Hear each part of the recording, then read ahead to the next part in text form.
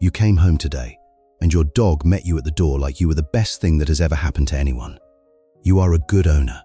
And still, today, one small habit quietly hurt your dog's feelings without you ever meaning it to.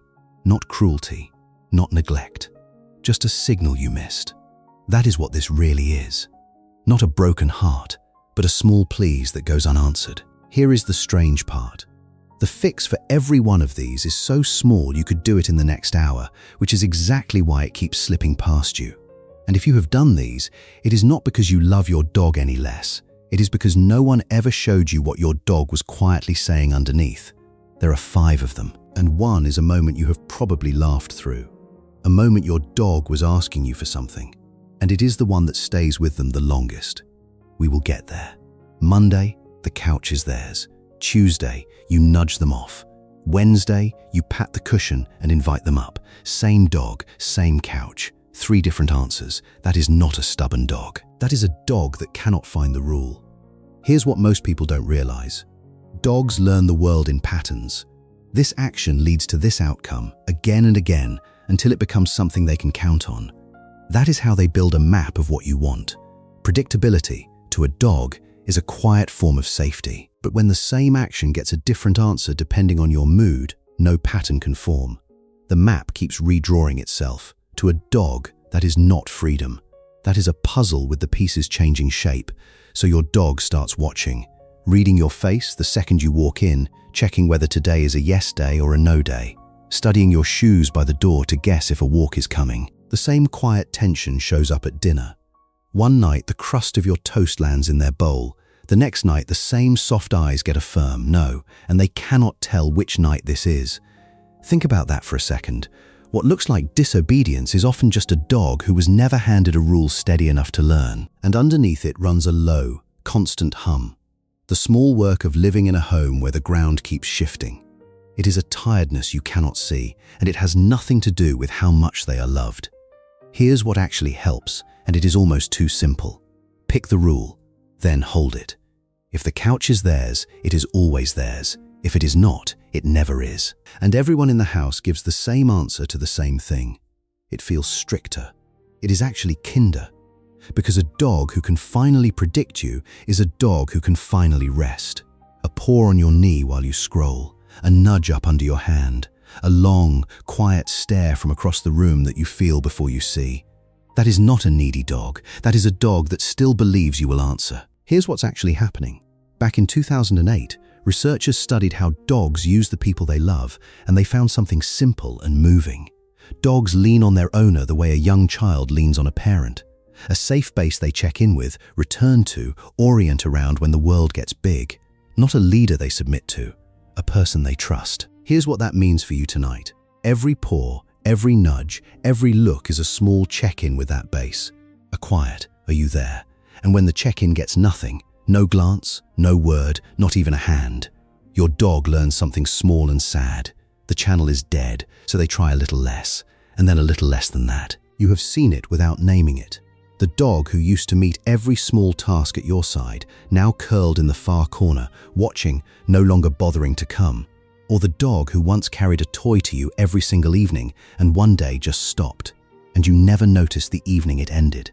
Here's the part that hides in plain sight. A dog who has stopped asking looks from the outside, like an easy dog. Calm, undemanding. We call it good behavior. Sometimes it is just a dog who gave up on being heard. But this one barely costs you anything. You do not owe your dog 10 whole minutes every time they ask. 1 second answers the signal. A look up from your phone. 1 word, their name, low and warm. A hand laid flat on their side without breaking from what you were doing.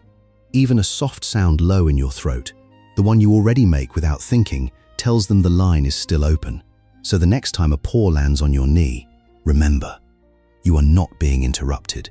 You are being invited. And the smallest reply keeps the whole conversation alive. Because for your dog, the asking was never the problem. The asking is the relationship. And hey, if this is making sense to you, take a second to like and subscribe.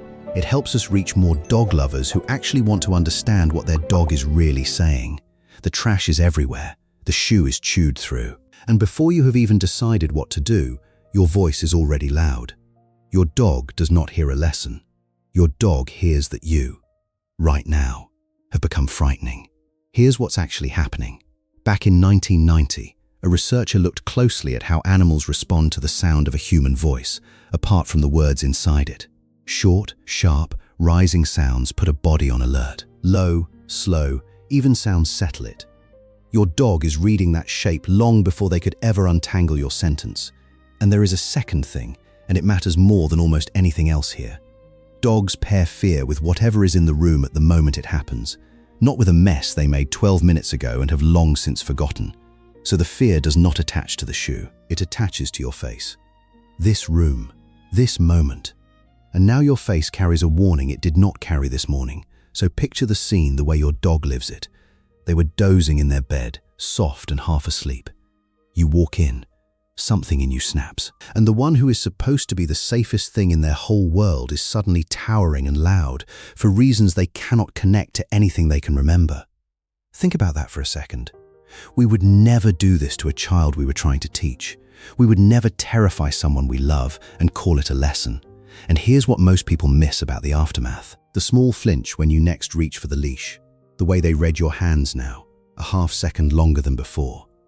That caution did not come from the shoe. It came from the shout. Here's what works better, and it asks less of you, not more. Catch the behavior as it happens and mark it with one short, calm sound. Redirect them to what they should be doing. Then reward them the second they do it.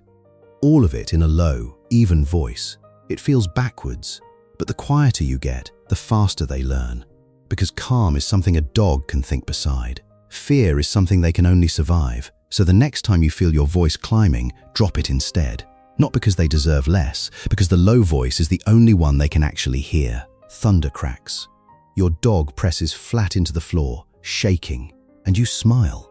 Because from the outside, honestly, it looks a little funny. To them, nothing about this is funny. This is real fear, and the one they trust most in the world is laughing at it. Here's what's actually happening inside them. Their heart is racing. Their whole body is bracing against a threat they cannot understand and cannot escape. Fear in a dog is not a mood that passes in a second. It is a physical event, moving through them from the inside out, and they have no way to tell themselves it will be over soon. You have seen the shape of it, the paws that cannot grip the slick floor, the panting with nowhere to go, the eyes that dart to the door, then back to you, then to the door again. And remember that safe base. The person a frightened dog runs toward, the way a child runs to a parent. In this moment, that is you. You are the thing that is supposed to make the whole world survivable. So when the fear rises and they lift their eyes to you, and what they find is laughter, the message they take is not about the thunder at all. It is quieter than that, and it lands so much deeper. You saw me terrified, and you did not come. They are not asking you to make the sky go quiet. They are asking whether, when they are this afraid, you are still on their side. And this is what it means to quietly hurt a dog's feelings, not a broken heart. One moment where they looked to you to be their safe place, and learned the look does not always bring you. You know these moments, even if you have never counted them.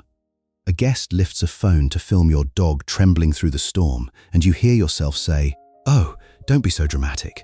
The vet's waiting room, your dog shaking against your leg, a stranger laughs, and you laugh along. Such a baby. Fireworks outside, and your child copies the way the dog flinches, and the whole room laughs.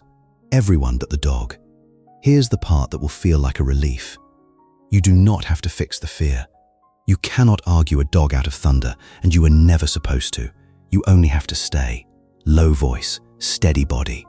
You do not need to fuss over them, and you do not need to force the cheer. You let them come to you, and you are simply, quietly, reliably there. It is almost nothing. Sit down near them. Keep your breathing slow and even. Let your hand rest where they can reach it, and let them be the one to decide. If they crawl half onto your foot, let them. If they wedge in behind your knees, let them. You are not rewarding the fear. Fear is not a behavior you can spoil. You are being a wall they can put their back against. Because a frightened dog does not need you to be brave for them. They need you to be the safe place. And when you are, the frightening thing slowly gets smaller. You are tired. Your dog climbs into your lap at the worst possible moment, and your hands move on their own. and push them off. You meant not now. They did not hear you. Here's what most people don't realize. Back in 2003, researchers measured what happens in the body during a few quiet minutes of affection between a dog and a person. Both sides changed.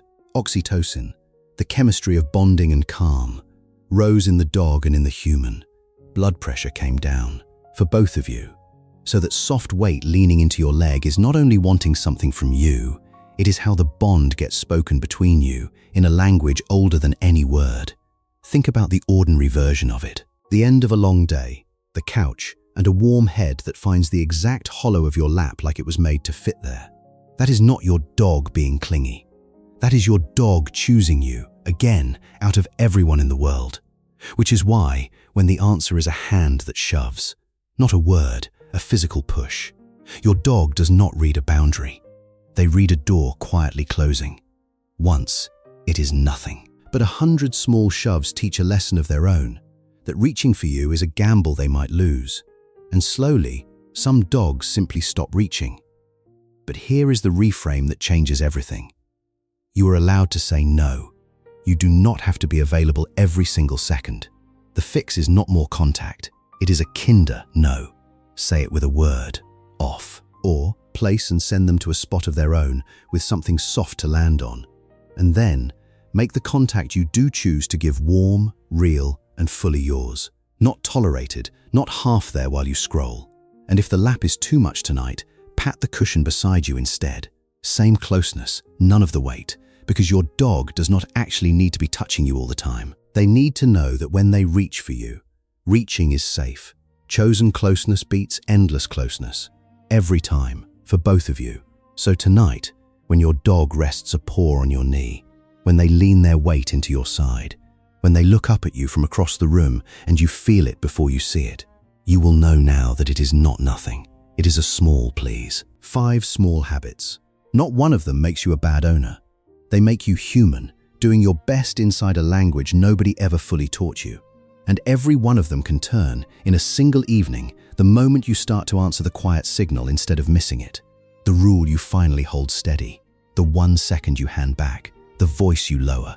The fear you simply stay beside. The reach you keep safe. Your dog has been telling you the whole time. Now you know how to listen. If you want more of the small changes that help your dog feel understood, subscribe and stay with us. And before you close this, which one are you changing first? Tell us below, the one your dog has been quietly asking you to see.